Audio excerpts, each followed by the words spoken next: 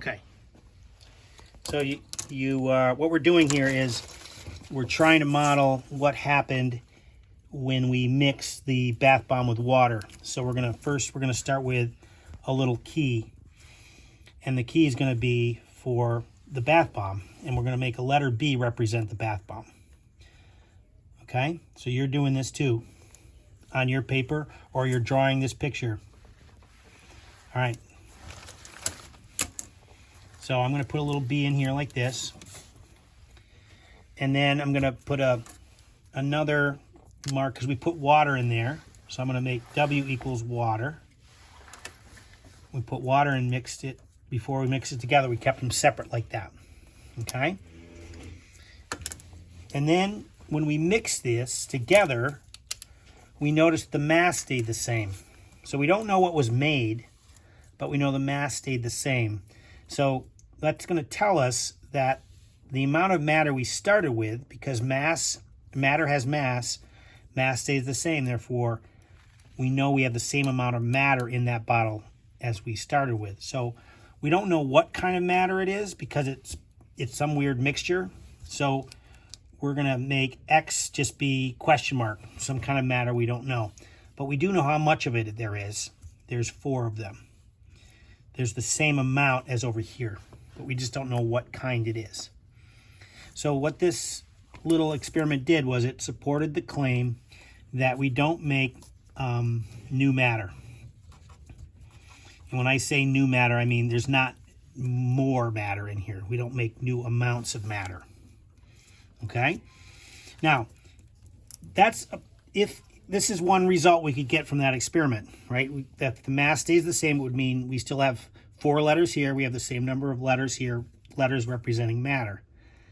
It's possible when we do this experiment, when we mix these bath bombs together with the water, the mass could go up. In which case, that would mean we'd have how many letters in there? Yeah, more, right? So let's just put some more in there. I'm going to put 6 just because it's easy. So if the mass went up, we know that matter has mass. It would mean there's more matter in here. So if this happens, it means we would support the claim that we have new matter. Right? This thing somehow makes new matter. Now, as opposed to, well, this is the other piece now. Well, now we open the bottle. There's the cap. And when we open the bottle, it like when we open a bottle of soda, we hear a little psh, and that would mean that some of the stuff that was in here escapes. So I'm drawing a little arrow because we hear that go psh. Now, the mass goes down. How many X's are in here? So we got 2 coming out. Good. So 2 are left in there. And if that happens, this is also supporting the claim that there's no new matter. Because if there was new matter, we could have this thing happen where 2 leave, psh, psh, right? We hear gas leave. But if the mass stayed the same, it would mean that there has to be 4 in there. Okay? And if there are 4 in there, that means there were 6 because we heard gas leave, and yet it's the same mass. So if we heard mass leave or gas leave, we know gas has matter, or is matter and has mass. So we should have this happen. That is, it should go down, the mass should go down, but if it stayed the same, that would mean we somehow had more stuff in there. So this is supporting the idea that there's new matter made. And when I say new matter, I mean new amount of matter. So that's what this picture looks like.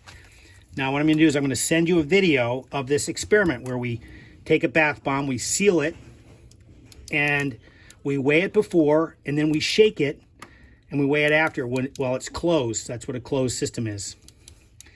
And we're going to see what happens. And then we're going to open the system. That is, we're going to take the cap off, and we're going to weigh it after the cap's off, and we're going to see which of these 2 things happen. And based on what happens, you're going to decide which of these is supported by, which claim is supported based on what happens in the experiment. Okay?